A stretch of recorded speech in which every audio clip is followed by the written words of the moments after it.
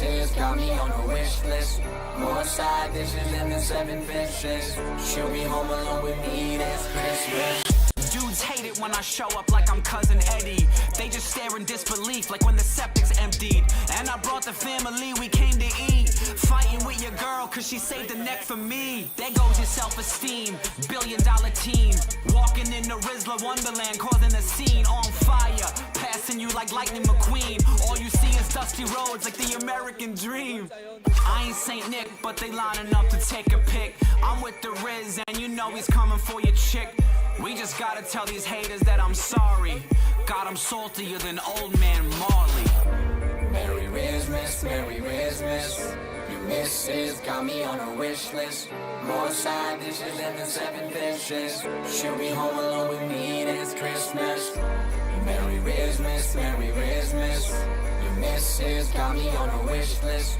More side dishes than the 7 fishes. She'll be home alone with me this Christmas. It's like the Polar Express, the way my name ring bells. I got checked out more than people in hotels. Rizzy, baby, all I gotta do is flex the jaw, and I can steal them, like Terry Bradshaw.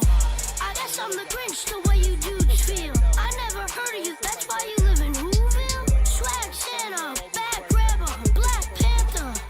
What kind of verse do you kill? Funny about who's in the background? It's Hook. On point like I'm Chris Paul. And then he's getting pranked on by some broad. My t-shirt money is now in the ass crack of some American stripper. So thanks, Huck. But I don't understand. But Jesus Christ, this is the greatest thing I've ever seen. Merry Christmas, But Merry Christmas. I hope I actually do hope they make another season, because I would love to see the American brand. She'll be home alone with me this Christmas. You have live footage of John Laurinaitis in his living room calling somebody in his underwear saying, "Hey, bud, you're fired." What did Max Caster say about me? Like I'm embarrassed the fact that I'm hosting a post show for this crap. I'm proud of you, Carl. I love this. We did our Valentine's Day post of Hooked on You, but it was mainly for Jamie Hayter and only Jamie Hayter. It's not right. It's not right. You're trying to build an account and we get this bullshit on the account. Great. But So follow a simp account. okay. Okay, but here's the thing, because those people, this is networking. This is We easy actually networking. follow You got simp account. It was a business decision. it's to a follow business. It's a business. You wrestling have to simp, follow these okay? people. This is like following. If you want a Stan account, you got to follow the other Stans. And I know, but, like, when you shit, get big, you I- get rid of them. You I get fo- rid of them after that. It's over with. I open up our Instagram and the first thing I see is pro wrestling I don't simp, look and I'm at like, that. what is this? I don't look at that. It I don't was look a at that stuff. business decision. It's a business okay? decision because that guy promotes us, and then when we don't need him anymore, we toss him aside. That's what happens. This is, Yeah, well, we got go fucking slap it on a t-shirt and continue to use the move forehead. Unpretty. this guy just say I'll take fucking Kill Switch. forehead. It's Wednesday, guys. You know what that means. It is time for your weekly dose of Pro Wrestling Injection right here on the Pro Wrestling Injection YouTube and Twitch. Last week we were off. Last week I was pretty much just not feeling good. And I was also overall tired. Last week I did 60 hours. So, and keep in mind, I am still part-time. God damn. Yep. All right. So, I know how you feel. One of my seasonal jobs, I did like 92 hours one week. It was rough. So, I don't really know any news for wrestling. Christian is normally our guy. Christian is not here today. So you're just here joined by the two chuckle fucks who will just talk about anything for an hour besides the show. I am the outlaw Zach, here joined by Mr. Marathon Mike. So, personal stuff to talk about then. I'll just talk about my review of the Stars show Heels that is now on Netflix. That's going to be brought over to Netflix for season 3. Really good show. It does not spit in the face of pro wrestling. It actually makes people understand it a lot more. The fact that Stars canceled it and canceled it on a cliffhanger is fucking absurd. And it's a crazy cliffhanger to leave on too. So if you have Netflix, Watchstars, it's only 2 seasons, about I think 7 episodes each. Are they? Is it an hour show or a half-hour show? I believe it's like 44 minutes on so the. hour show. I feel like the first and last episode of each season goes an hour, hour and a half. Typically, okay. I'm not 100% sure if I remember correctly, but it's a great show. Watch it. And now on to personal gripes, personal grievances. Fuck Lego. What did Lego do? So I bought my first ever Lego set Saturday or Sunday. It was it was Saturday, and I bought the Back to the Future DeLorean. Ooh, cool. Complicated build as fuck. So complicated. I can imagine. I'm up to bag 4. I had to stop building. I'm missing a piece. No. So I'm just stuck with this until Lego sends me the replacement piece. Bruh. That sucks. 4 bags of all of this. Complicated build too. Because this has moving parts. Oh, that's actually pretty dope. So it transforms into part 1, part 2, and part 3. So the thing I was messing with turns it into the flying DeLorean. So I am cool. fucking frustrated as shit right now because I can't finish this build. Be on note, it was a good thing I was missing the piece when I did, because I had stopped building this at like 3 o'clock in the morning. Dedication. So, yeah. Nice. Gripes, personal grievances. I'll send, if you're interested, like hardcore in Lego, I'll send you something. My friend started a podcast. No, I'm not hardcore in the Lego. I just haven't had a Lego set in my entire life, and I want to do something that I like, because I love Back to the Future and everything like that. So I had one like once. Of course, I didn't finish it, but I legitimately don't remember what it was. Also, this is a bit of a call out to Lego. If you're selling me $150 fucking piece, don't make me play sticker book with these fucking pieces. God. Include them on the pieces. Like, come on. Not everyone can line this shit up perfectly. Because I believe there's another thing I have to put on there, but like I have a sticker for the flux capacitor. If you're selling me $100 item, include the stickers on there. Like for nice. You include the stickers on the fucking hubcaps, for the wheels, or the decal on the wheel. You can't put the flux capacitor thing on it already, or at least have it like printed on it. Come on. And if you see my TV in the background, it's because Apple TV has like a Snoopy screensaver that I just throw on. It throws to every 10 minutes. But here's another curveball. So one of my Kingdom Hearts YouTubers I follow is doing a stream that ends when he no damages Yozora on level 1. Good luck with that. All right. For those of you who don't get the reference, that's like the hardest boss in Kingdom Hearts history. But you know, I haven't touched Kingdom Hearts since I started it, which was like a few months ago. And I just got into pretty much what I will consider Toon World. So, I think I last played it like 2 years ago. I have the back catalog that I want to get to with my Steam account and everything. Like I have a lot. If you're gonna go through Kingdom Hearts, do the 1.5. 2.5 HD remix. I have a friend whose autism levels for this is fucking crazy. Oh, excuse. See, the reason I say those specific two is because there are multiple compilation ones. The OG ones are the best ones, because in the later compilation ones, stuff is cut out, which, no bueno. Don't forget about 2.8. You know, they sell these things in bundles on Steam and everything. Even on PlayStation, they sell them in bundles. I'm actually not on Steam, surprisingly. I don't play enough video games. Because you don't have a proper gaming PC for it. That too. One day I will have some type of money to spend on that in particular.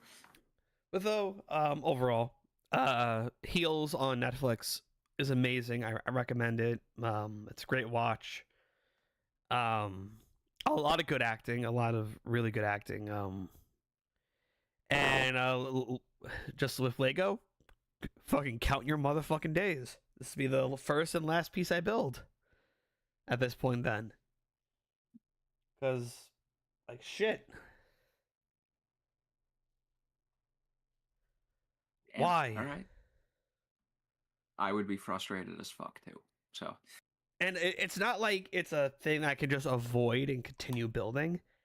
I have a feeling having that one piece there where it's missing is going to make things level and properly, like, balance and shit like that. Yeah. And I looked everywhere on my floor too. Like I picked up wires, I moved everything. Nothing is there. I even looked on my desk. Oof. So I have to wait for Lego to get back to me. If I don't hear anything by Friday, I'm gonna send him another email. But yeah, $150 for this set. Yeah. So, that whole story just made me want to go buy a Lego set. There's actually some type of Lego Harry Potter set right now. The only reason I know that is because I was at BJ's a couple weeks back when my dad needed to get some Christmas cards, and I was just like, "Oh, Lego Harry Potter." I've known about the DeLorean for a while. I've wanted it too, and then a Twitch streamer I watch, he had it and built it. He showed it on stream, and I'm like, "Oh, that looks so fucking cool. I want that now." All right, I'm pulling the trigger, and here we are. Now, me with what is like a legitimate frame of a fucking DeLorean. Like the actual probably make and the model suspension frame of a DeLorean. Also, Lego, if you're making a set for a fucking like adults only to build, because this is an 18+ build, include like gloves for the hands, because my fingertips were raw after this fucking build, man. They were in pain. I almost had blisters. So where is the piece missing? That's the real question. Show us. Right. Hold on, I need to properly. Right here. It's missing the 2 prong piece right here, or the 2 nub piece. And like I have like the piece number itself. Like I have, like I could go to a Lego store and probably ask if they have this specific piece. But I'm gonna wait.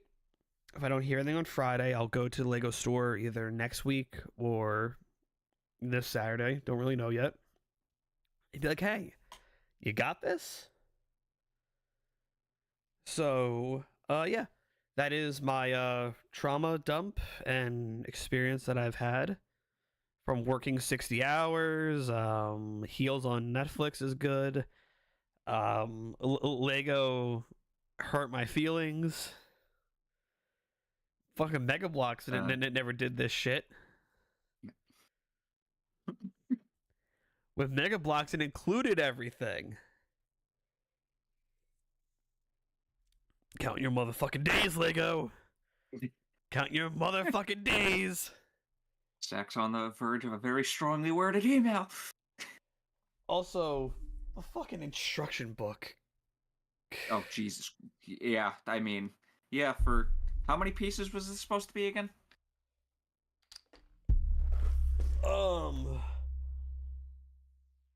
1,872.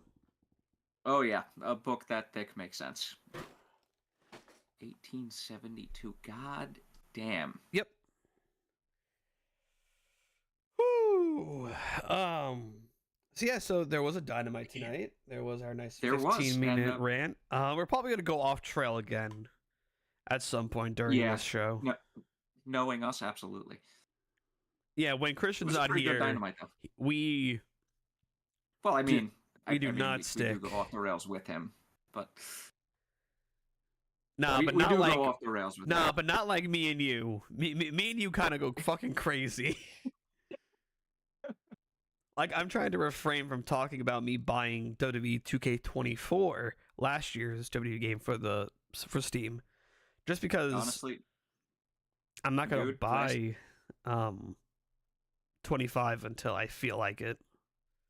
The last two times I've bought a wrestling game, WWE 13 and Fight Forever. Fight Forever was fun. Oh, here's one thing to talk about. Penta made his debut on Raw. Oh yeah, I heard. Good for him. Yeah, I mean, I hope he succeeds.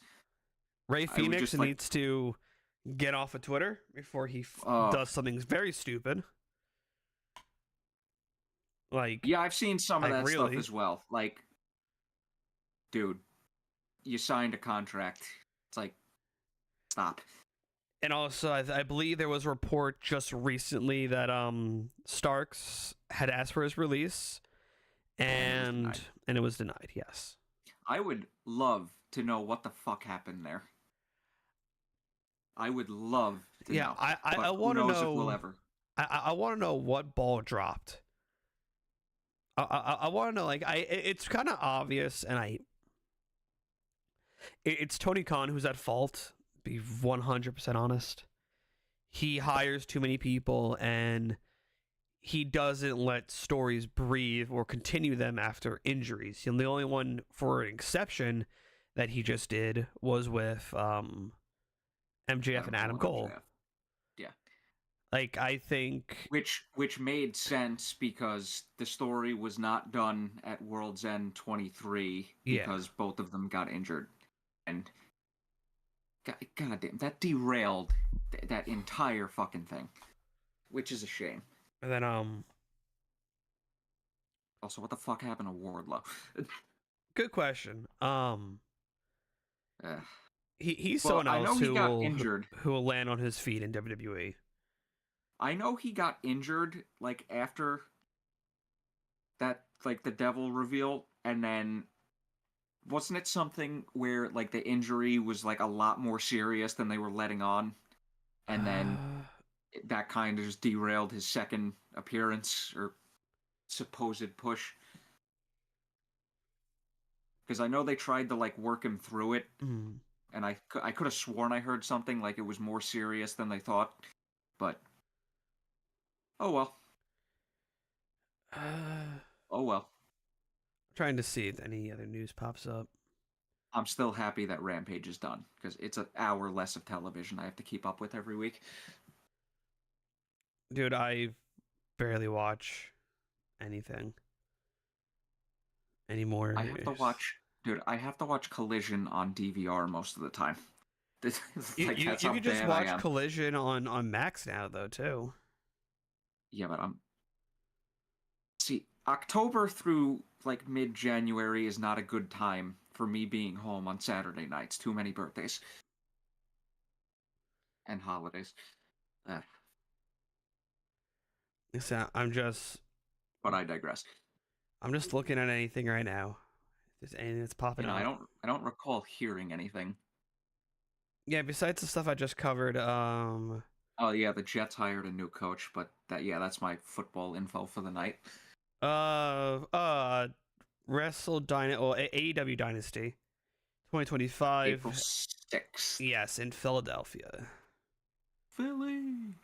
All right, that's kind of nice. I I mean, if we get a match even like 75% of Danielson Ospreay from last year, success. Mm. Oh, and Tom Pescott, formerly known as Baron Corbin, made his debut at GCW this past. There's a lot to talk about GCW. Fuck, that's right.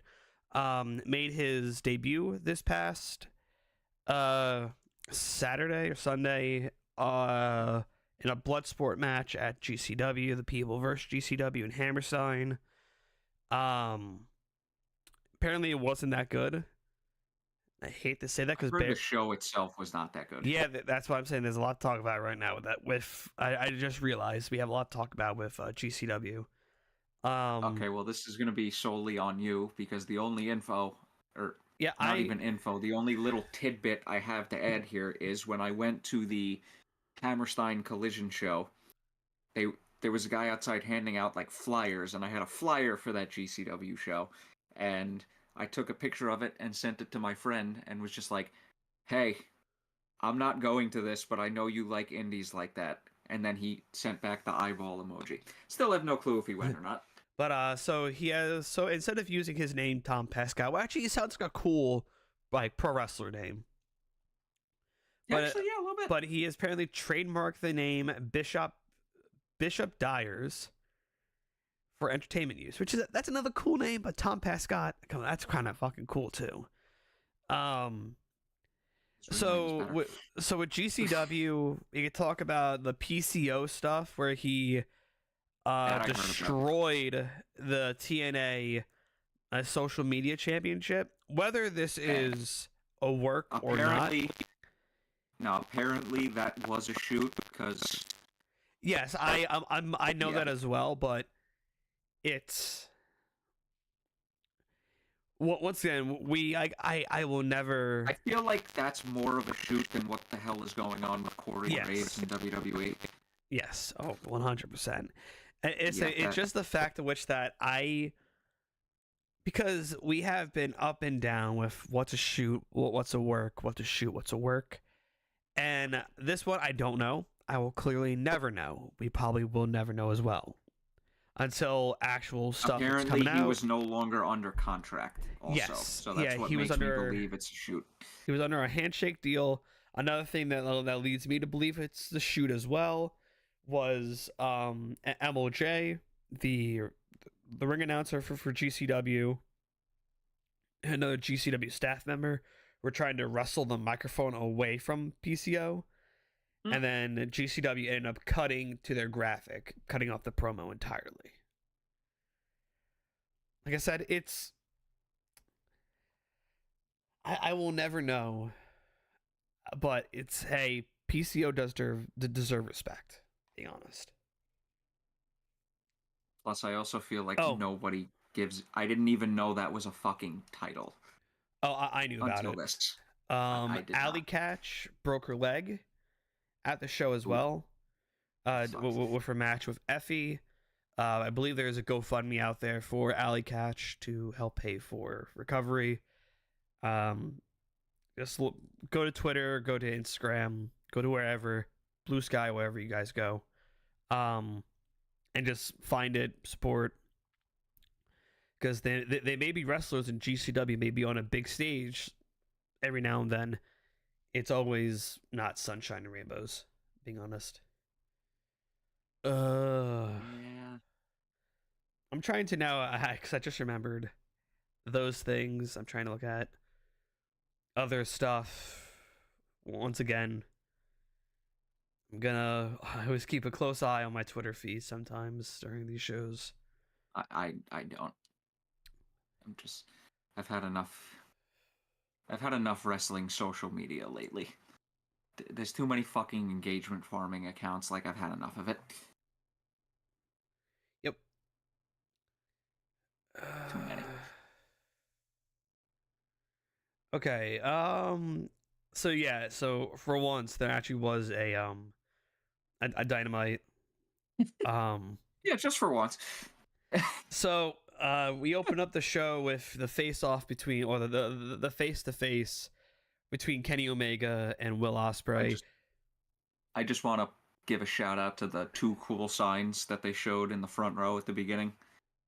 With That the was Death some Riders like throwback. one, and Yeah, the that was some like throwback Mortal Kombat type shit, which was honestly pretty cool. Not that I was ever that into Mortal Kombat, but it gave off that vibe, and I'm just like, oh, that's really cool. But what we got was a fun show tonight. yeah, no, I mean it was a good show in general, but the this opening 15 minutes, what we got was this was one of the best Dynamite openings in a long time. Oh yeah.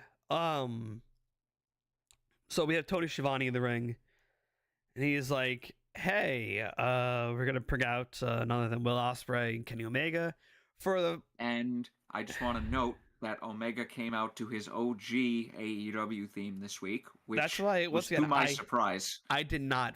I couldn't hear the music the first half of the show. I've been watching exclusively on excuse me, the Max feed. On the Mac. I've been exclusively watching on the Max feed for a while now, and AKA 3 weeks. yeah, AKA 3 weeks. Oh, excuse me, 22 days. And it's just like, hey, I'm not here. I don't hear the for fucking Osprey's theme. And I'm like, either it's the Max feed or I'm still really fucking high. It could have been either or, because I was watching on my regular TV feed and it was coming through just fine. But yeah, I just don't know. So yeah, I partake in some performance enhancement drugs for entertainment, to watch entertainment. You take performance enhancing drugs for entertainment purposes.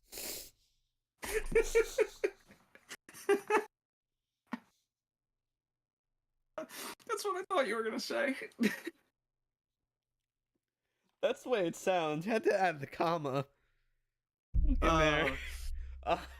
So for entertainment purposes, performance enhancing drugs. Oh, God. So I take my gummies on Wednesday just to make me kind of one. It helps me eat the calories that I'm missing because I don't eat at all throughout the week.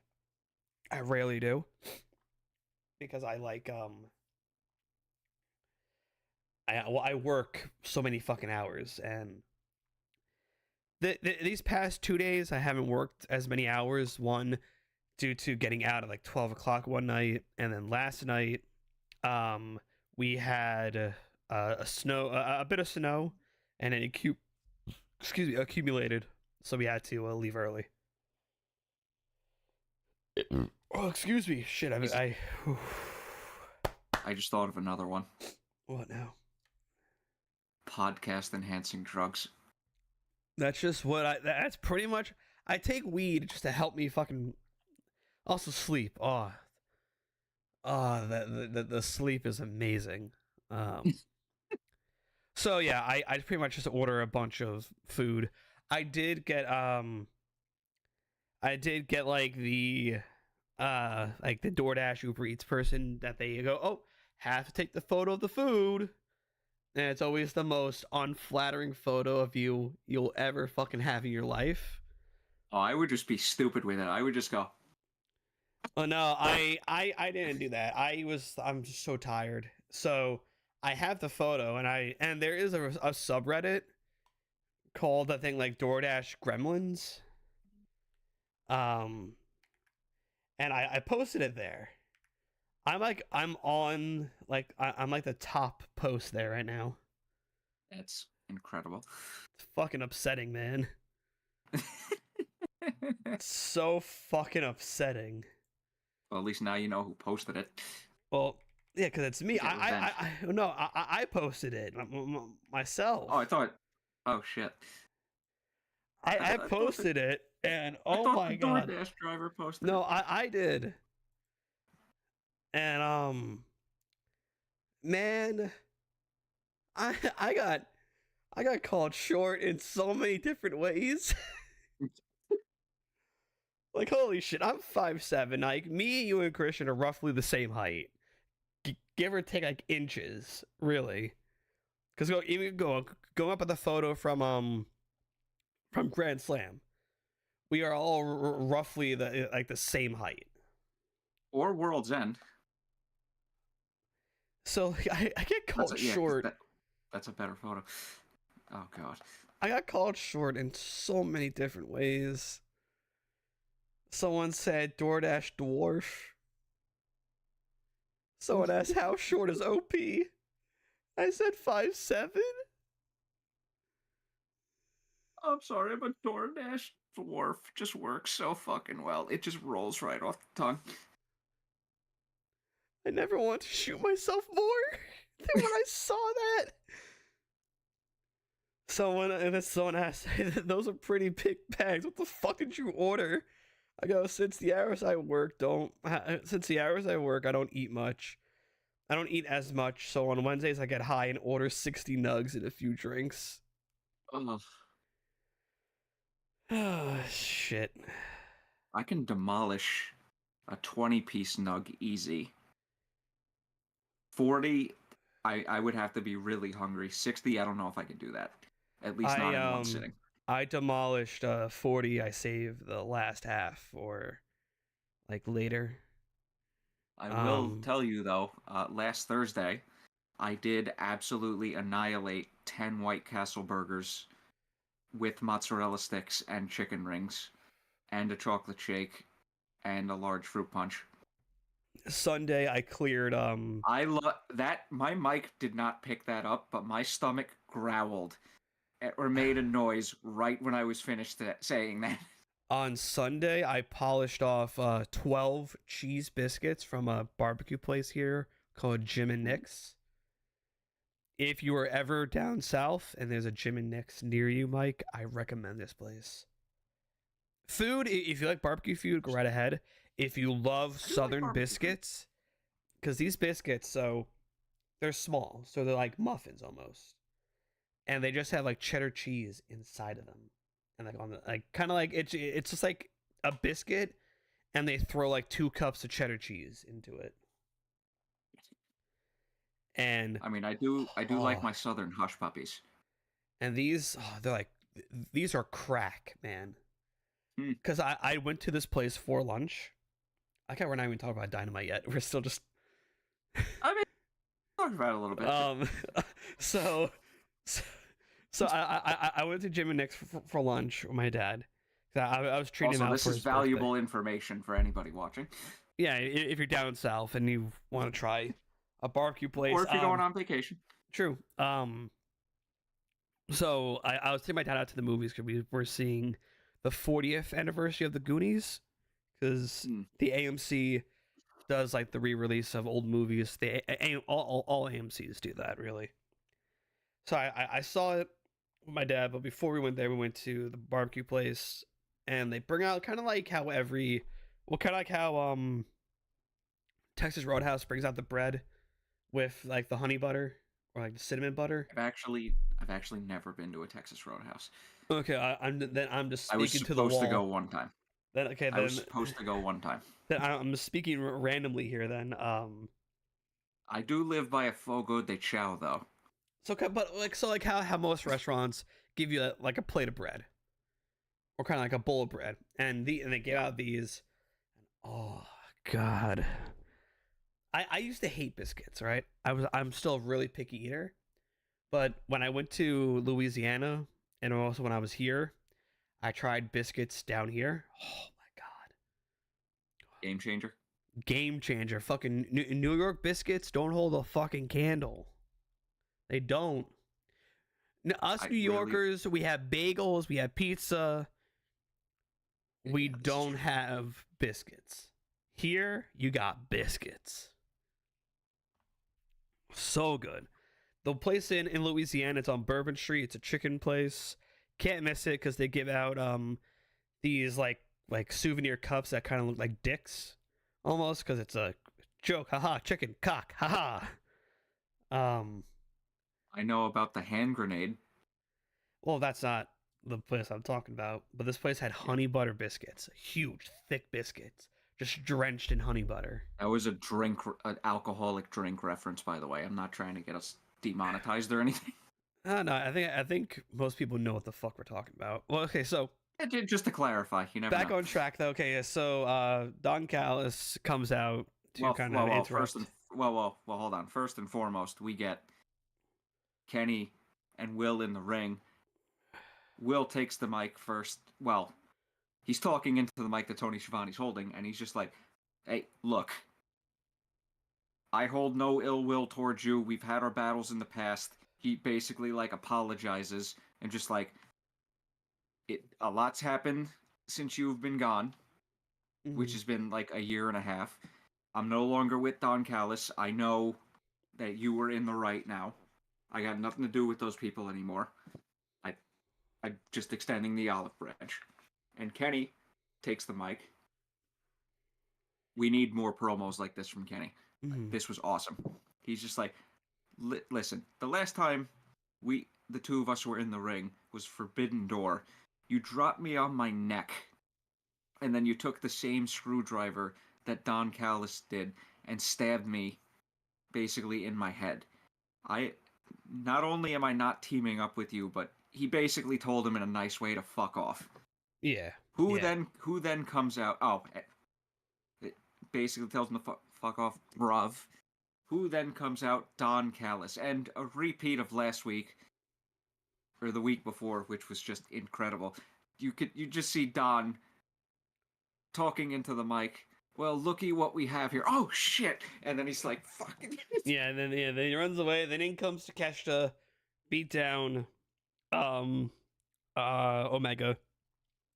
And then as that's happening, Fletcher comes out. Yeah.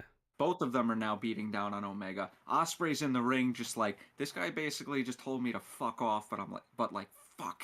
Like, I'm not trying to be the bad guy here, and I know Kenny's not the bad guy here. So he takes off his vest. He goes after him. Who would then come out? It would be Cage and Archer, who the Murder Machines, which is good name, good tag team name. Yes. I enjoy that a lot. Then they start fisticuffs. They brawl, go backstage. This is a very small and cool little arena. I would actually kind of like to visit this one day. Remember, because We'll see if it ever happens. AEW is not doing so hot. They're doing a lot more smaller, intimate arenas. I actually like that they're doing that because, I don't know, it keeps everything compact. Yeah, I do too. And plus also, it works for them. Yeah, especially now, unfortunately. Yeah. Can't go back to the days of Arthur Ashe. Can't go back to the days of like the UBS arena. Well, I mean, yeah, they could probably go back to UBS at some point. Just give it a little bit. They got to do a lot. Yeah. But we get Cage and Osprey, we get Archer and Osprey by the merch tables. They're knocking shit over, flipping tables. I literally love that Archer deadass flipped the table over. I was just like, yeah.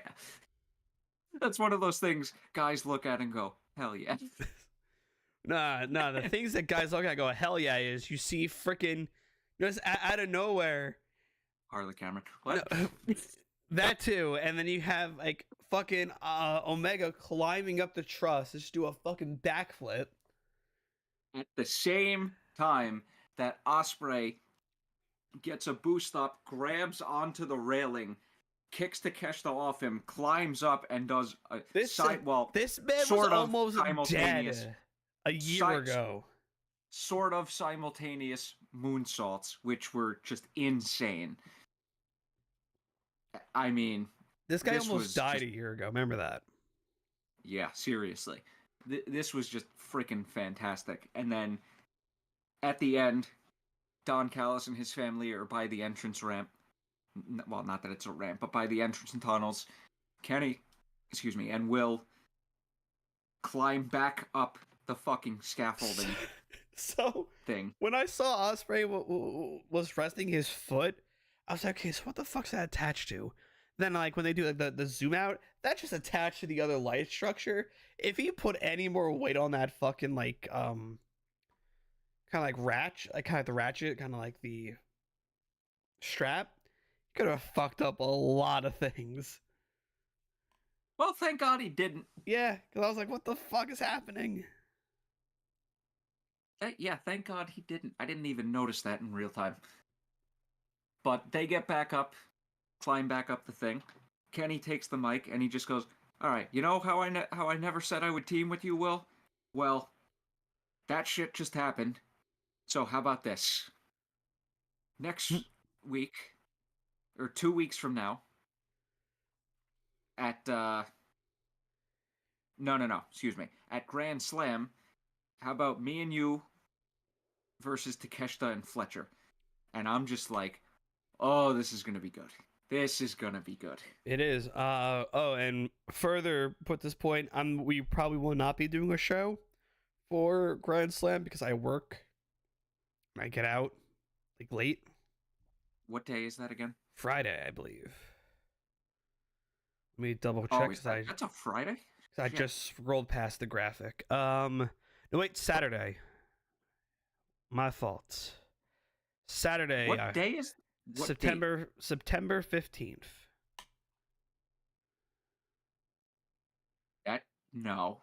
September 15th. Grand Slam Australia? Yes.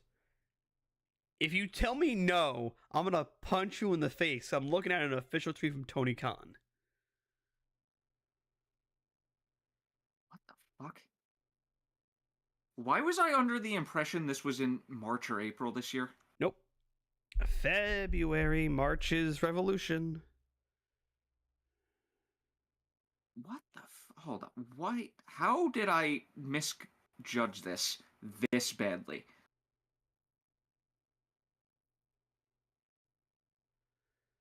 That's February 15th. Yes. You just said September. No, I did not. I said Saturday, February 15th. I could have sworn you just said September. If I said September, fuck, I don't know. I'm still not all 100% here.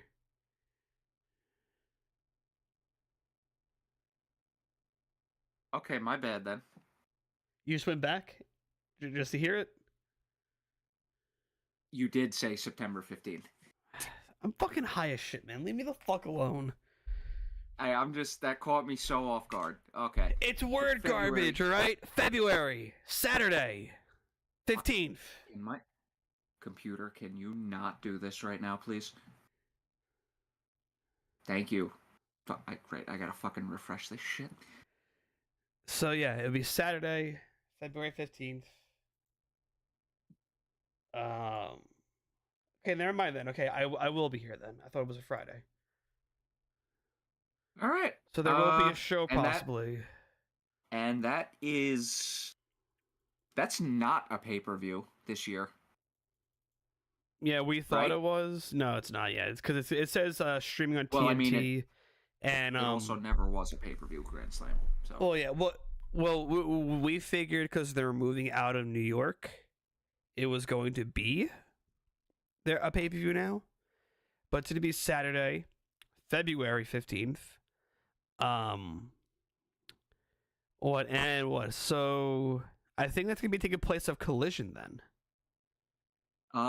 Yeah. Which, I mean, I don't hate because Collision has actually been pretty good lately, but I've kind of gotten to the point where the less wrestling I'm watching throughout the week, the better. So I'm kind of happy that's not on a Sunday. Yeah. All right, cool. Yeah, I'm like overloaded with this shit. But yeah, awesome opening segment. Yeah, it was really good. After this, we go on to... We had a nice little Pac vignette, sort of hyping up the main event. I feel like there was a lot of clips used in the past in previous Pac vignettes, which I didn't mind. But it sounds like just his return vignette again. Yeah, that's all that it is. God, I wish he would just go on a singles run and win the world title. I gotta be perfectly honest with you. But I'll probably circle back to this in a couple months when this storyline actually progresses. After this, we had, speaking of this storyline, we had a Mox promo in the back. He was standing with Yuta and Marina. I could not tell you what he said because he's kind of just been repeating the same promo, but a lot of shit's gonna change. And I'm just like, you've been saying this for 4 months now. Like, can we please progress this storyline? This storyline has kind of been flopping, which upsets me because RJ City has apparently had a hand in creative in this, and he had a hand in creative with the Tony Storm Mariah May storyline. So Yes. something, I don't know. I don't know what went wrong here, but something did along the way. I don't know. Just all I can say is please fix it. It's gonna be kind of hard. Yeah, so I heard one rumor that Shane McMahon was supposed to come in. He didn't. That changed things. I never thought the Shane McMahon news was legit to begin with. Yeah, so I don't think anyone believes it. Right now, there's too many people involved with Death Riders. There's too many people. The only other conceivable reason I could think of is if they're still going down the route, of putting the title on Darby, they started this too early. Or too late, because Darby is going to be... He's out. No, too early. Because if they knew he was going to go climb Everest this year... They did. Well, it's definitely not... They definitely didn't start it too late then. Because remember, he talked about doing it around this time the following year after he broke his foot. They need to pivot with this storyline. Like, they really do. But I thought, like, the overall tonight's segments involving these people were decent for once. There's just too many people going at it right now. You have fucking... They better be building to a blood and guts with this. Because right now you have Jeff Jarrett involved. You have Edge involved. Edge, Copeland. Slip of the tongue. Hell, I think calling him Edge, it still feels right calling him Edge. All right, so we got Jarrett, Jay White, technically Hangman. This is not a good time to technically draw a blank. MJF in a way. Technically MJF. Yep, thank you. Technically him. I'm missing somebody obvious, aren't I? Hangman, MJF, Said him. Jeff Jarrett, Copeland, Jay White. All right, so that's 5. Darby, technically 6. 6. Okay, now Swerve and Hurt Business, no, because they got their... That's it, really. It's like, got the 6. I mean, technically, Willow was part of this to cancel out Marina that one time. So was, and then if you... Gaming for Us 24/7. I like that name. Cope beats Mox, then Christian cashes in. Maybe. They could I would pivot love to know back. when Christian's actually going to cash this in. They could pivot back to Cope and Christian. Technically, Orange Cassidy is still in the fold of this. That's true. I mean, Daniel Garcia technically was at the beginning, so... And then was Mark Briscoe. Yeah. Hell, Brian. Yeah, but... Brian is on the shelf. For now. Yes, he's on the shelf for now. Yeah, because he never technically stated that it was his full retirement match. He said his retirement from full-time competition. So there's just a lot of cooks in the kitchen on this one. There's too many cooks in the kitchen on this one. And it's not even cooks in producing it. It's cooks inside of the... There's too many ingredients in this pot. Yes, but at the same time, it feels like the initial guys, Garcia, Briscoe, Darby, those were like the three guys that had to start, with Darby being like the long-term player in the storyline, and they had to establish the other guys within the storyline. So like the way they're doing it makes sense. It's just it's lacked in execution. Yeah. I think he also right now... Gaming for Us 24/7 also says the story is losing everything, so they got to do something. Mox is boring now. Yes, I think Mox kind of lost his allure, like his aura, at least with a bit. Well, yeah, at least with his current character, which is a shame because the promos are still pretty good. Yeah, it's just what can they do?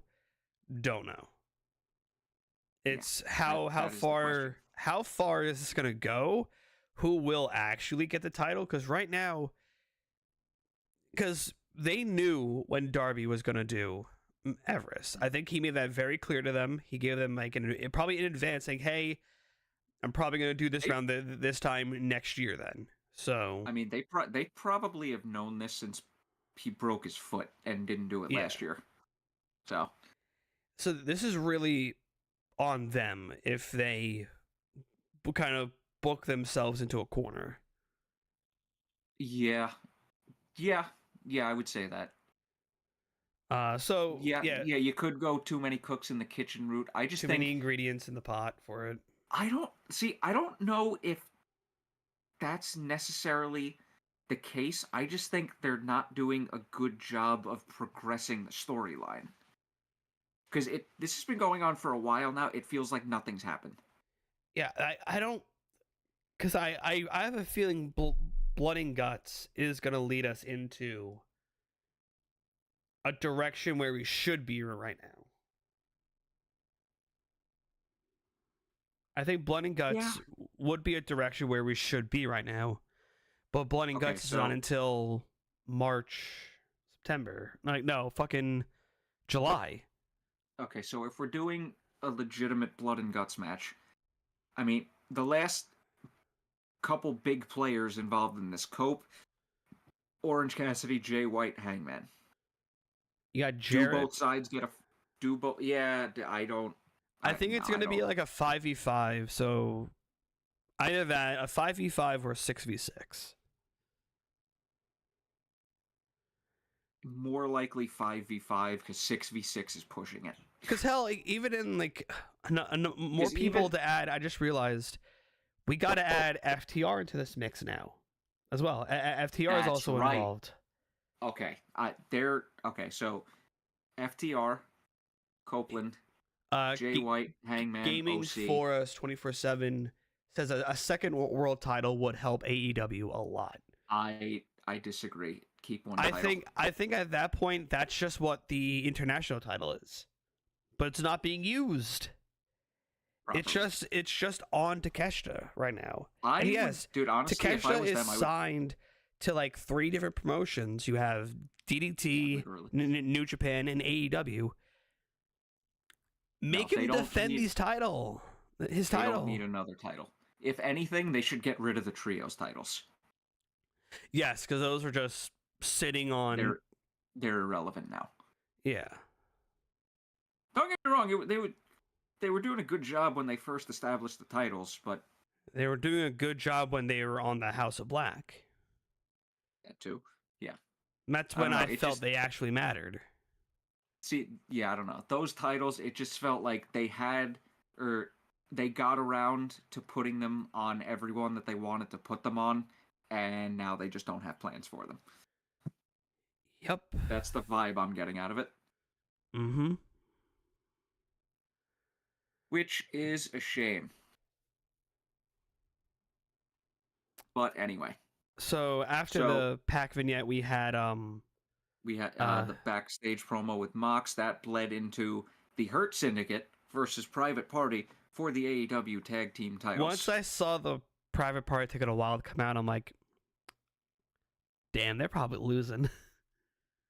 I would kind of just Gaming for Us 24/7.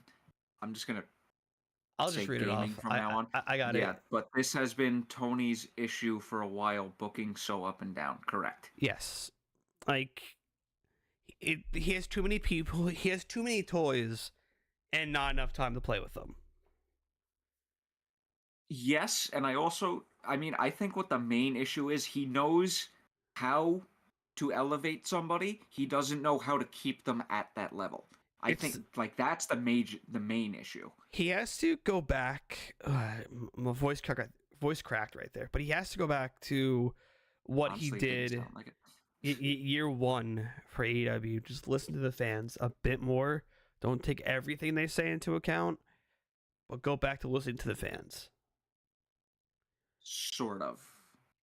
Because look, when the fans said, "Hey, this is shit," you took away the Nightmare Collective. Yeah. Why did So- you have to remind me that was a thing? But it's fair enough to say they listened at that point.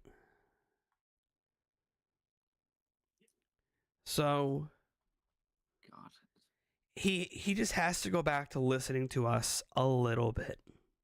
Just a little bit. Take stuff into account. So the private party Hurt Syndicate match was fun. Hurt Syndicate's merch nice little match. looks fucking awful. They looked Does it like really? they looked like they were trying to just chill out the fucking merch that came out. They were wearing the little hat.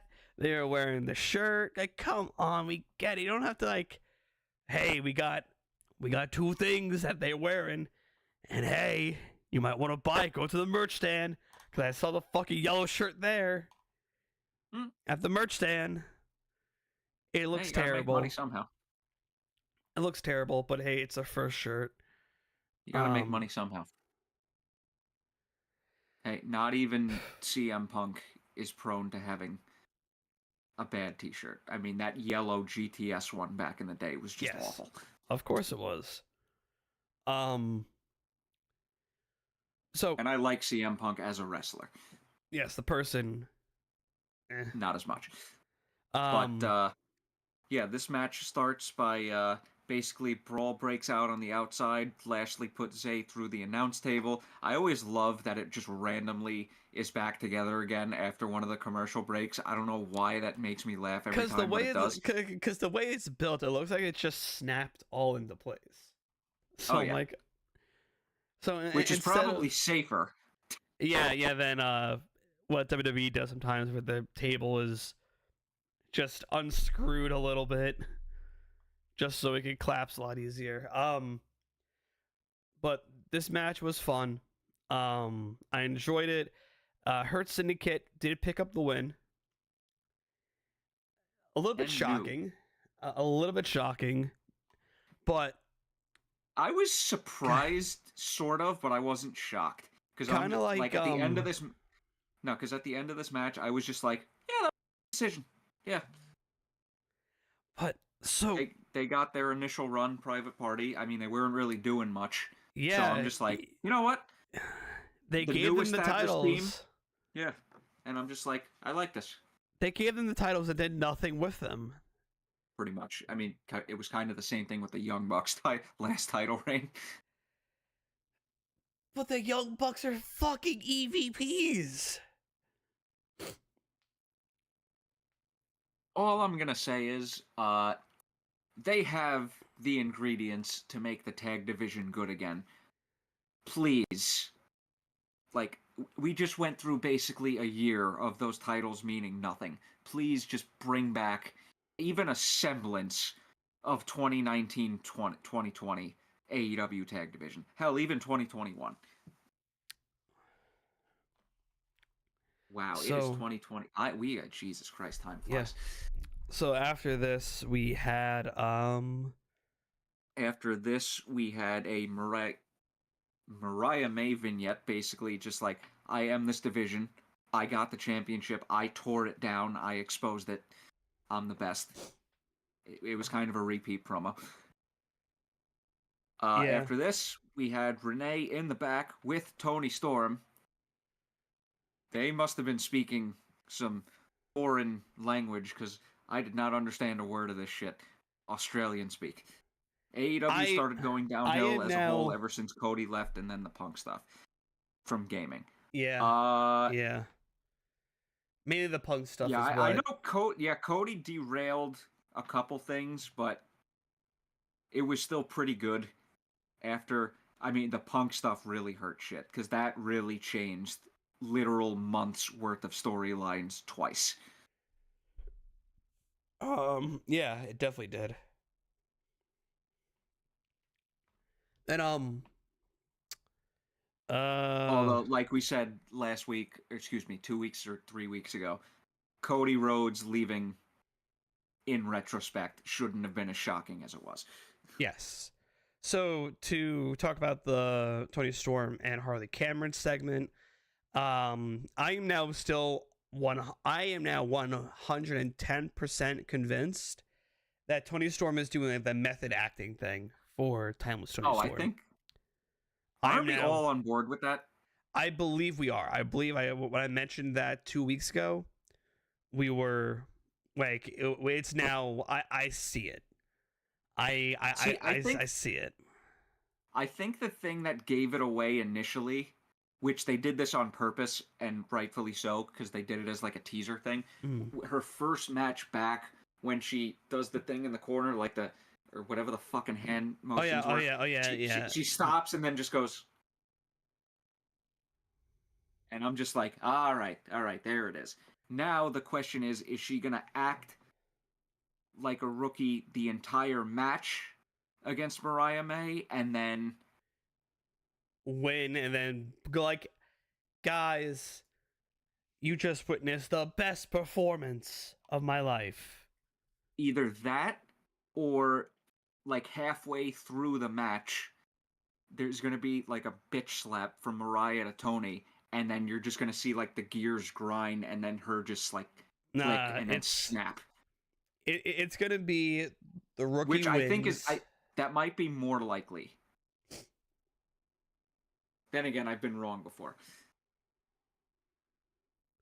I think it's the rookie wins, and then the celebration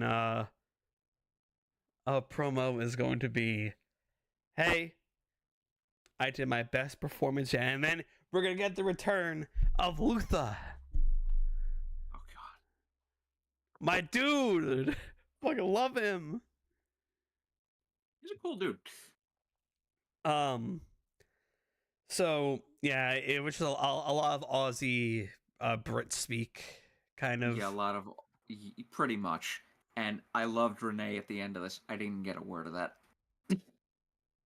That made me laugh. What was that? Sorry, I zoomed out for a moment. And then Renee at the end of it. I didn't get a word of that. That made me laugh. But Jesus Christ, Harley Cameron. Jesus Christ. Okay. Yeah. After this, we had Marvez in a different part of backstage. I think it was the same part, just different times. Yeah, probably. Who the fuck knows? With Double J, Jeff Jarrett. Marvez is just like, look, we know you called out MJF. What's next? Karen comes in. She's just like, look, we've talked about this. Dragging people through the mud like you did. You know that's not you. Just be careful. Gives her a kiss on the head, kiss on the forehead, makes his way to the ring. Shut up, stomach. After that, cuts a promo. It's just like, it's good to be back in Knoxville, Tennessee. Basically has some story time. Guy still knows how to cut a promo. Gotta give him credit. And then he calls out Moxley. Death Rider's music comes up, starts playing. He's looking around, turns away from the entrance tunnels, looks towards the crowd. He's awaiting somebody to come out from the crowd. Claudio swerves him. Yep. Comes out in the side of the ring closest to the entrance tunnels, turns him around, uppercuts him, takes the mic, takes the AEW logo thing off. Well, no. He cuts the promo first saying, if you want Moxley, you got to go through me. He does. Then leaves the ring. Leaves the ring, takes the AEW logo thing off the microphone. Kicks it into the crowd. Throws it up and kicks it, which I thought was hilarious. Did he kick it into the crowd? I don't know. I don't know. If he did, it was out of frame. Did a fan catch it? I don't know. Maybe. Imagine if it did go into the crowd and you're the fan that caught it, and then like a year or two from now you like meet Claudio at like an autograph signing, and you're just like, this is gonna sound so stupid. No, they probably took that away from him. You never know. No, if they because didn't, though, I think we do know, because I remember when Marina Shafir used to take her socks off and throw them into the crowd, security guards would make sure to get that shit back immediately. Okay, yeah, true, probably. We got another comment from gaming. 20 years ago, never thought that Double J in a major storyline in 2025. Neither did I. Then again, also 20 years ago, I had no idea who Jeff Jarrett was, because that was 6 years before I started watching wrestling. I mean, I didn't even know who the fuck Stone Cold Steve Austin was in 2005. Yeah, my knowledge of wrestling prior to me watching in 2011 was literally The Rock. That's it. The Rock and Vince McMahon. And maybe I heard the name John Cena. But other than that, I knew absolutely nothing. Yeah. So Claudio's walking through the crowd with the mic still in his hand. Jarrett gets back up, gets back on the mic, and he just goes, Claudio, you know me better than that. If you don't want me to get to Mox, you're going to have to kill me. And Claudio just goes, breaking somebody in half. I forgot what he said, but he basically is just like, the proposition of destroying somebody sounds good to me. And now we got that match next week. Yeah, it's gonna be fun. Should be, yeah. Now the question is, do we get a Death Riders interference or do we get an MJF interference? Because you know something's gonna happen. Probably a little bit of column A, a little bit of column B. Yeah, maybe both. You're right. I think Death Riders do a beatdown, and MJF is going to reluctantly save Jeff Jarrett. I could see that happening. So, but we shall see. But yeah, Double J versus Claudio next week, title shot on the line, or so we think. I don't think it's a title shot. I think it's a title shot. Because I don't think Mox ever confirmed anything. So, we'll see. After this, we had a Megan Bain vignette. She debuted in the Women's Casino Battle Royal. Excuse me, Casino Gauntlet. Jesus Christ. And, yeah, just a mini recap of what she's done leading up to her AEW signing and debut. Nice little vignette here. After this, we had Swerve versus AR Fox. Good little match. I enjoyed this. Oh, yeah. During the entrances, we had a picture-in-picture clip of Ricochet, of the Ricochet feud leading up to this current match so far. With Ricochet being in the house, walking in.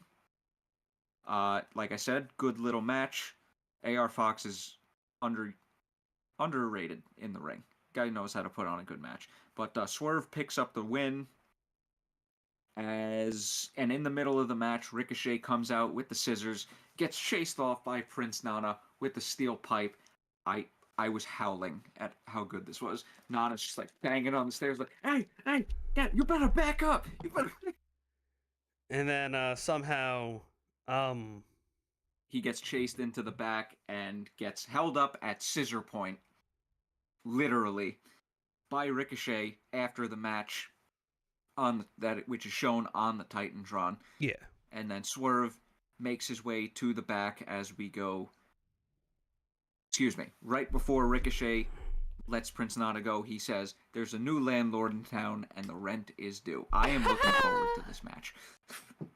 Does his goofy ass laugh and then dips out. After this, we had the Hobbs versus Mox recap match, or excuse me, recap clips from their match last week, and then we bleed right into the New York Minute by Chris Jericho and the Learning Tree. Every How time he says they do it's this a somber mood. they do this fucking segment, I lose brain cells more than doing fucking edibles. I love being here in the Rockies. Cool. Thanks, dude. Now, in the middle of this, they do their usual, like, Jericho's just like, it's more of a somber mood this week. We lost. And he throws it to Big Bill. He was just like, the Learning Tree always says blah, blah, blah, blah, blah, blah, blah, blah, blah. And Jericho is just like, really? That's it? I mean, are you comfortable with losing? So, once again, I mean, this is the first time in a while they've teased the split with those two. So, hopefully it finally comes this week. But then... What's the point of Jericho fucking led groups? They go, hey, I'm going to take these two rising stars, and then when I feel they're possibly ready, I'm just going to dip the fuck out, or they're going to turn on me. Yeah, I miss the OG Inner Circle. Good times. I do too, man. Fuck. Yeah, good times. So, after Jericho basically just goes off on Big Bill, Big Bill is just like, you know what? Yeah, let me get serious for a second. And then he actually decided to cut a pretty decent promo. Just like, yeah, he's just like, I'm the biggest, I'm the baddest, I'm the best in AEW. Hobbs, I'm challenging you next week. He basically says I'm gonna kick your ass. I thought this was actually a nice little promo from him. Yes. Me. And I'm just like, wow, that actually saved the segment. Good job. Yeah, it takes a lot to save these segments these days. Yeah. Oh, Jesus. Oh, I'm blinded by fucking pro wrestling tees. God damn. Holy fuck. Jesus Christ. When could they ever install a fucking dark mode on this godforsaken website? Holy fuck. God. That is bright. Jesus Christ. Fucking like, your room is literally being lit up right now. Fucking shit. Oh my, I caught the repeat of it on the delayed stream. That was fucking hilarious. God After this, we had a jobber standing in the ring, and then we hear MJF's music. And out he comes in a suit. And I'm just like, okay. But then it was just like, okay, this is, yeah, get your ass out of my ring, blah, blah, blah. Decides to cut a promo on Jeff Jarrett, basically responding to what happened earlier in the night. And he finishes up. Hangman music comes out. He gets in the ring. He basically tells MJF, get the fuck out. He destroys the jobber. 1, 2, 3. Hits the Angel's wings on the jobber after the match is over, because remember the Texas death match from Saturday's Collision, he basically retired Christopher Daniels. So the thing that was blinding me, I saw that there was a Mox t-shirt that I had not seen before, and I saw it and I'm like, oh, never mind, I don't want it. So it's a full print on the front. It's black and white, and it has Mox on it. It has Mox giving the finger. But the finger is blurred out. It's like pixelated out. Boo. So, boo. If it wasn't... I'm still rocking my Mox unscripted violence tee. If it wasn't blurred out... From OG AEW. I would be like, oh, that's so cool. Maybe that might be the shirt I tell Mike to get me after the pay-per-view fees. And I'm Let me know, bro. Let me know. And I was like, never mind. It looks like dog shit. I'm trying to. I keep on forgetting that they don't just call him Mox. It's John Moxley, so I have to go to the J's and use my fucking eyes. And you shut up. Do they have any cool, like, AEW branded shirts from him? No. I mean, not really. All I know is anymore. the OG Mox Unscripted Violence shirt. That's one of my favorite shirts. I had that one. I got it at Hot Topic. Then I fucking got fat and I no longer fit in it. So yeah. Yeah, so Hangman hits Angel's Wings on the jobber after the match. Out covers Chris Daniels in the entrance, or out the entrance tunnels in a neck brace, and he's just like, look, like you already retired me, fucking relax. Just like I tried to get to you in so many ways. I tried to be your friend and mentor for so many years, and I just spoke with the doctor. I made. And I forget the exact line as he says, but he's just like, doctor would be out of their mind to clear me again. So I'm basically retired. Gaming, to answer your question, we don't, because I work every day besides like the weekends and every other Wednesday, so we don't do this for WWE. If we did, I would have to get back into WWE, which I haven't really watched since 2019. I believe, just before COVID. I watched during COVID, actually. I have watched one Raw and one SmackDown since 2014. And it's not to say... Outside of the one SmackDown I went to in like 2016. And it's not to say, oh, company bad, boo. It's just the fact of which, for me, it's the bitter taste that was left in my mouth after COVID of WWE that makes me not want to go back. And it's nothing against WWE. It's just me. Once you kind of do me wrong, I go, hey, fuck you. Why should I support? Yeah, I was kind of in the same boat, except I hit it a lot earlier than you. As I just said. Yeah. See, me with TV, it's just like if I lose interest in a show, I usually never go back to watching it. I mean, I gave up on Walking Dead 3 episodes into season 4. So don't blame you.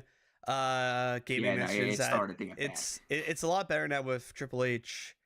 Has it? I agree with that. I've seen the clips.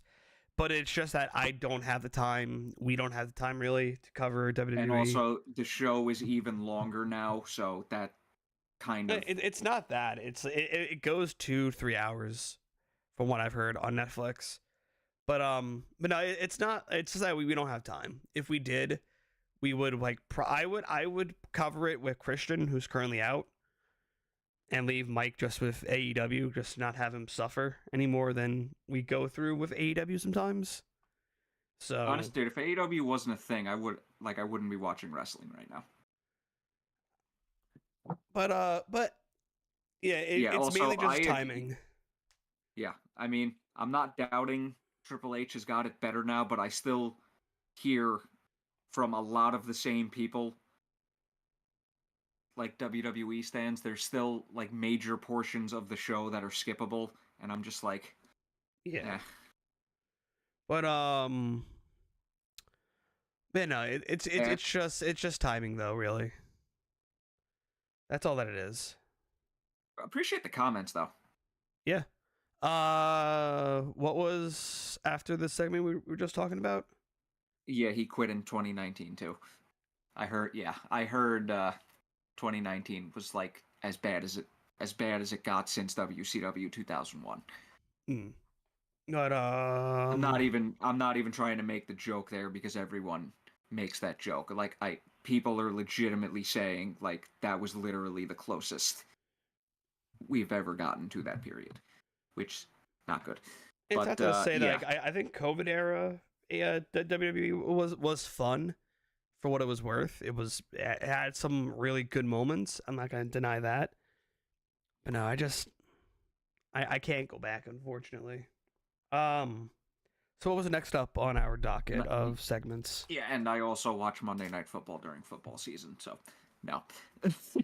Understandable. Yeah, and then after Daniels cuts the promo, he basically, like, you see the look in Hangman's eye, like, shit, did I fuck up?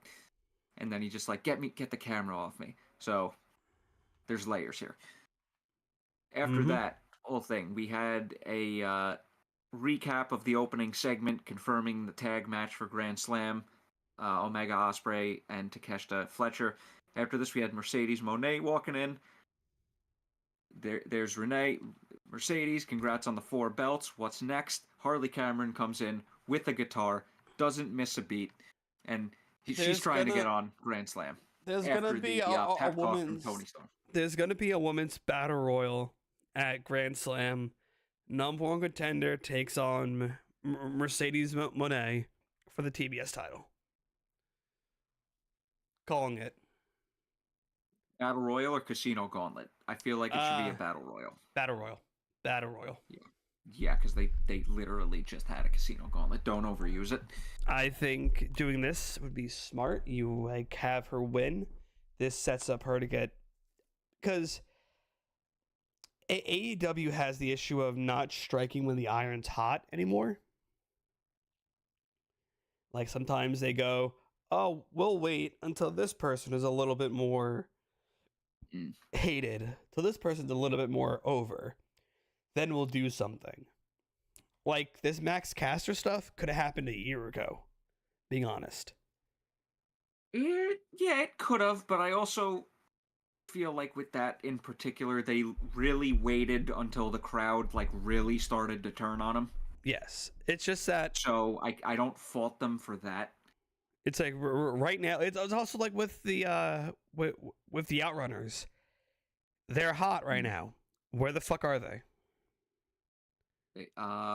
They were on Collision. Yeah, what, this past Collision? I believe so. Because if not, it was the week before. Yeah, the one that I was at then. Because Okay, they so appeared it was at the past week. Because they appeared at the end segment to run off Death Riders from the Rock Roll Express. Yeah, there was like a 12-man tag, I think, on Collision. Okay. Yeah. It's like that. Like you gotta strike when the iron is hot. When you don't do that, you run into the fact of which where the people go, oh yay. So you have the title. Speaking of the Outrunners, this is just a little tidbit I saw on Twitter. The Young Bucks apparently pitched at one point to lose the titles to the Outrunners, and I'm just like, oh, what could have been? But Tony was just like, no, I want the titles on Private Party. Like, sorry guys. And I'm just like, yeah, it makes sense. Makes sense. But so right now, you have Harley Cameron possibly win the TBS title or get this TBS title rub. Because she's over with the crowd. The crowd loves her. Yeah, remember, and she has been steadily improving in the ring. Remember, the crowd hated her. Well, that's what happens when you're talented and people actually see like improvement week to week, which she has done a very good job of. I will give her that. Yes. Because at first you're just like, who the fuck is this? And after like a year, you're just like, has it even been a year yet? I don't think so. Couldn't tell you. I don't know. Don't remember. But now it's just like, okay, she's actually improved quite a bit in the ring. It's like, you can see it. And, I mean, her promos fit her character, which, that's always good. So, I'm enjoying this. But, yeah, we shall see, because Mercedes was just like, you haven't even won a match yet. Like, no, you're not getting the title shot. And I'm just like, that's a completely valid response. After that, we had Jamie Hayter versus Julia Hart. Good little match. Jamie pulled the win, got the win. Like what I saw from these two. After this, Jamie takes the mic, cuts a promo, basically calls Julia like, look, I respect you. You're one tough little bitch. You you walk to the beat of your own drum. I respect that. Gamey mentions that both Harley Cameron and Julia Hart, two of the most improved since AEW started. 100%. Yeah, it's hard to argue that. I'm trying to think if there was like any other like individual example. Um, I would say at the time before she got pregnant and was out, um, Ruby. no. Sammy Guevara's wife now. Oh yeah. Actually, yeah. Maybe. Ty See, Mello? Yeah, Ty Mello. yeah. I would see. I can't really put Swerve in this conversation because he was more of a instead of most improved, he was more of a he took the most advantage of the opportunity he was given. Mm. So But yeah, I can't put him. But yeah, no, those two were definitely two of the most improved. so pretty much with the promo of Jamie Hayter and now is starting to fully solidify the fact that Malachi is leaving. Yeah. It's so this then just led into a vignette I mean, for let's skip ahead because since we're on the subject. this vignette is for is for the team because it was recently reported that Brody King had filed a trademark for the Hellhounds. He had filed a trademark for that, so either him and for those two it works. for him and Buddy to do their tag team, they want to stick around. It works, and they still want to be trios. It still works. I know you guys took this vignette as explaining why they're gonna do what they're doing, but it like for me, just the tone of it when they said the lines of "no rules, no gods, no leaders," made it feel like that Malachi ruled with an iron fist to them, and that's how I interpret it. I'm very much so probably wrong for interpreting that way. See, that was the vibe I got like when the vignette first started, but then when after Brody King said like the voice that was so loud guiding us has gone silent, and like that completely broke the vibe and switched it in a different direction for me. True. And I'm just like, wow, that was probably the best possible way that they could have worded that. Because it's not like I'm glad they addressed this because it's not like one of those things where it was this needs to be dropped immediately and never spoken about again type of things because it wasn't. Yeah. So I'm glad they addressed it, and they did a pretty good job, in my opinion. Man, the Royal Rumble is going to be a hell of a pay-per-view to watch. I just realized. A lot of AEW talent are going to be there. Holy shit. But hey, I'm happy that Brody and Julia are sticking around. Buddy, who knows for how much longer he'll stick around.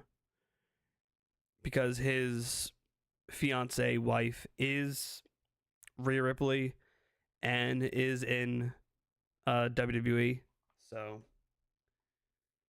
I think it's funny, like Buddy is it's sort of underutilized in AEW, but he was like 100 times more underutilized in WWE. Yeah. So I don't know if him going back makes sense. That was under a different regime too. It wasn't under the current regime. I don't know. I felt like outside of one or like a select few matches, his NXT run wasn't really talked about much. Which that's kind of a sign. Just resigned to 2027. Gaming says, "Hey, all right, cool. I mean, get good. Yeah, good for him. All right, then. Hey, if he's for the long haul, then he's here for the long haul. If even when the faction first started, if there was any one of the three staying long term, I mean, I think that was shoe marked for Brody. Yeah. And I mean, just off the top of my head, Hurt Syndicate versus the Hellhounds. That could be a good match. Mm-hmm. But Yeah, no, but I do like he signed a 3-year deal in 2024. Okay.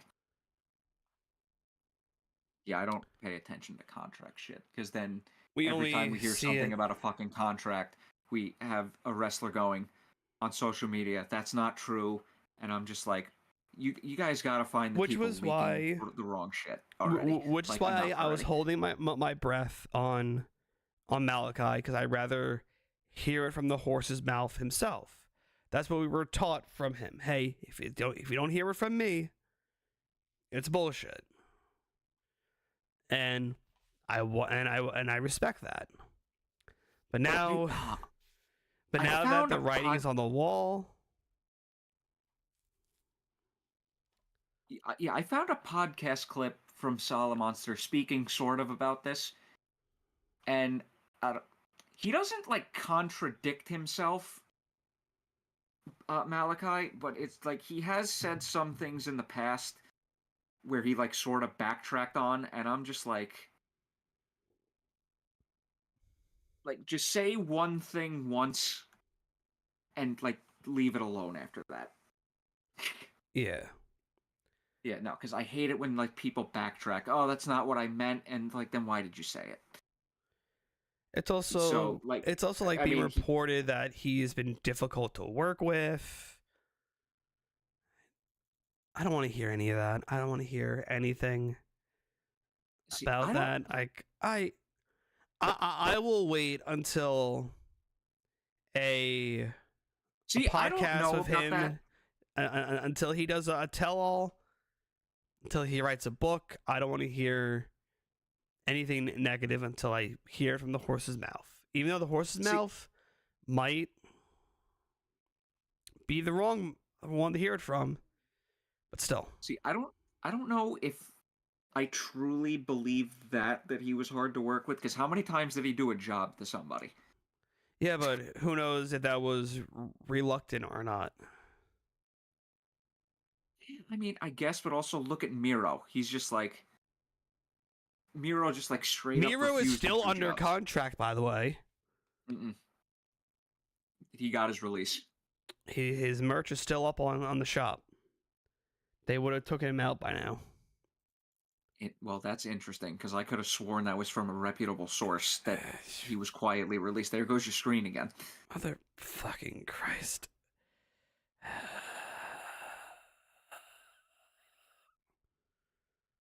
And Miro is still on. Yeah, and Gaming said Malachi will do good if he goes back. Triple H used him amazing in NXT. True. Yeah, but he's another one. As soon as he got called up to the main roster, Vince was just like, yeah, no, I'm good.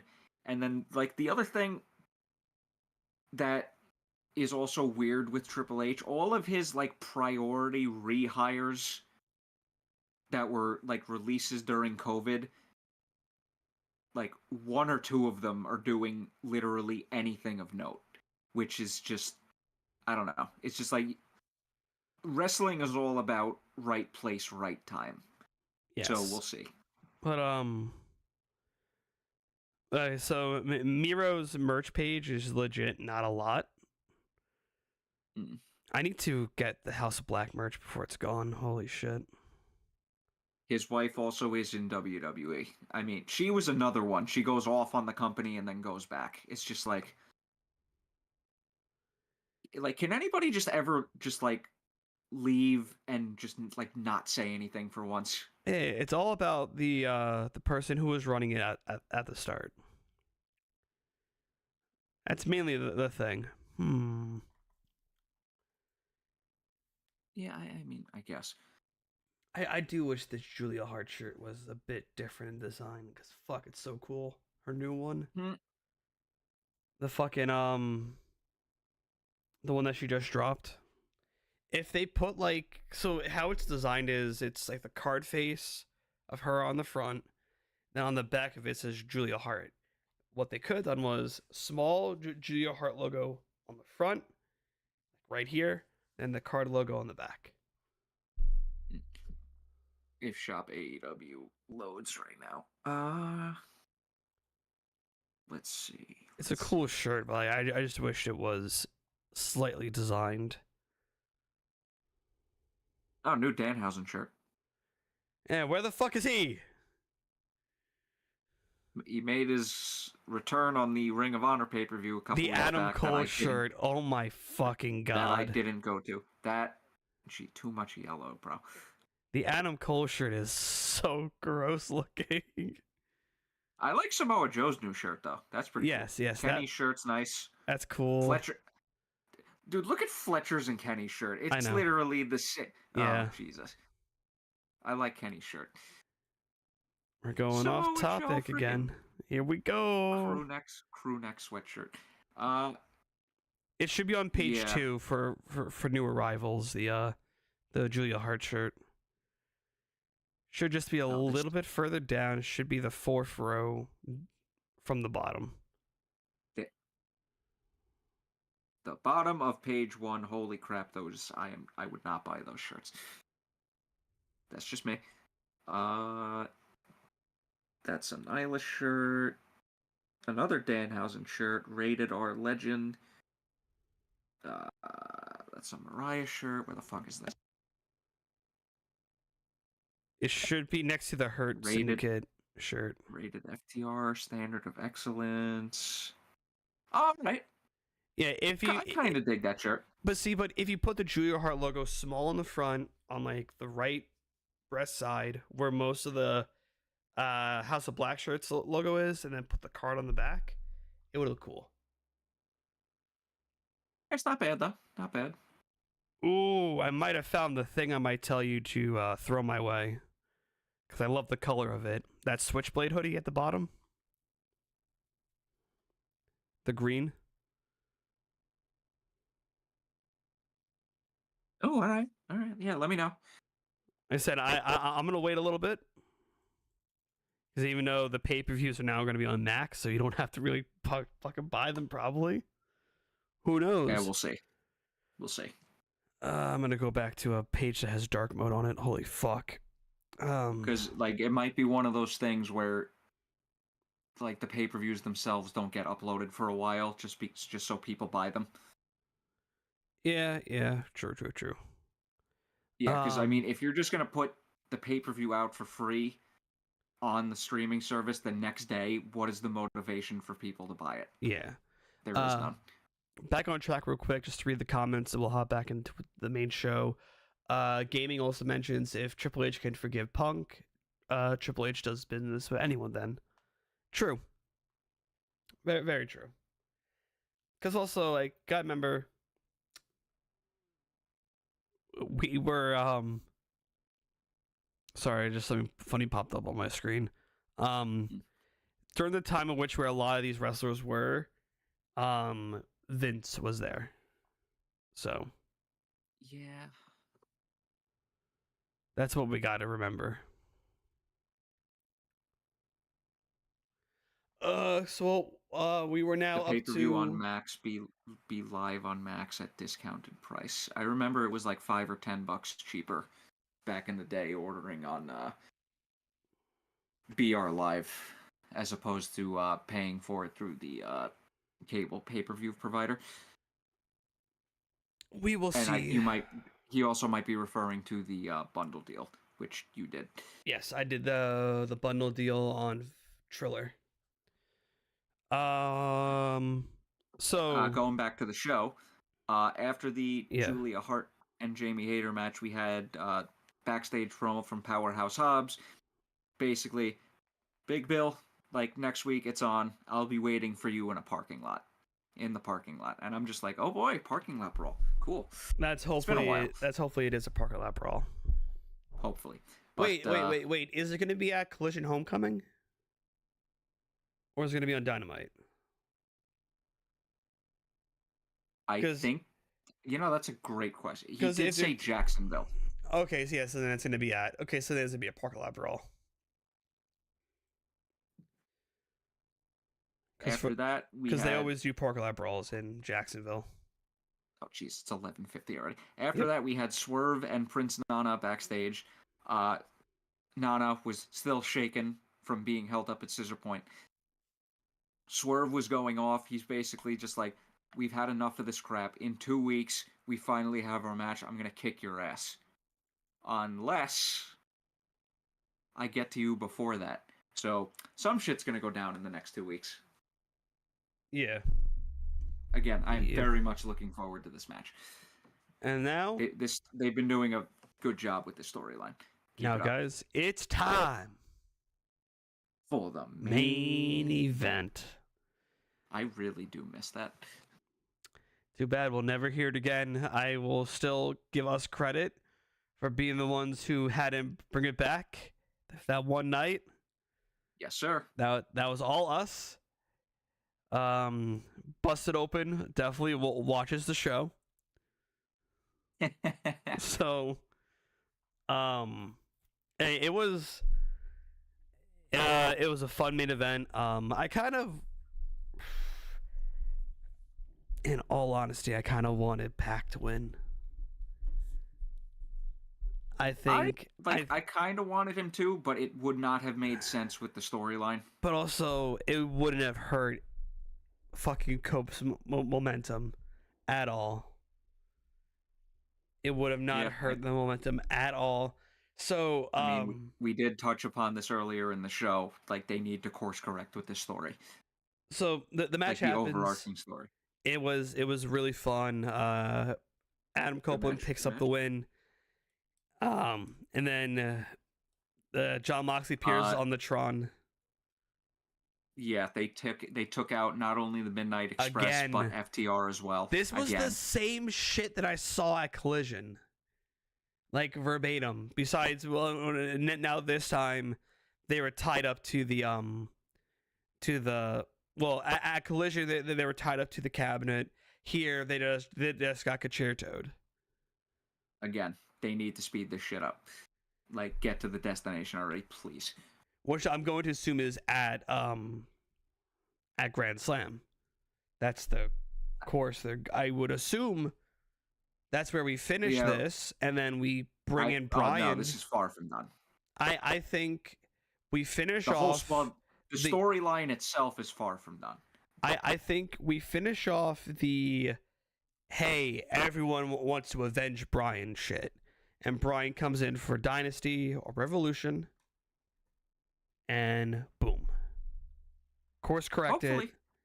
Lead us into Blood and Guts. Have Team AEW versus Team Death Riders. And kill this. Yeah, get it over with, please. Because it's not... It's just dragging right now, and it's not looking good. Yeah, it's not working. Which is a shame, because of all the people... Involved in it. Yeah. And it started off with such promise, too. Like, it really did. So we just go off the air, and Yeah, so, Cope picks up the win. Death Riders take FTR and Midnight Express out backstage. They make their way to the ring. They start beating up on Cope. Out comes Jay White. Cope and Jay White get their ass kicked, are left laying, and we go off the air. Yeah. I mean, overall, pretty good show, gotta say. Yeah. But please, for the love of God, get this Death Rider shit over with, which is unfortunate. Wrestler of the week, I will give it to Jay White, because that's the first thing that just popped up when I... Do you want to know the sad part? What?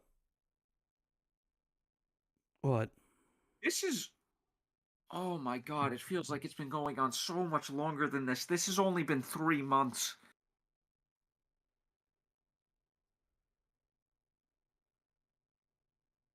Really? Yeah. Wrestle Dream was in October. Dude, how have they managed to make 3 months feel like 9?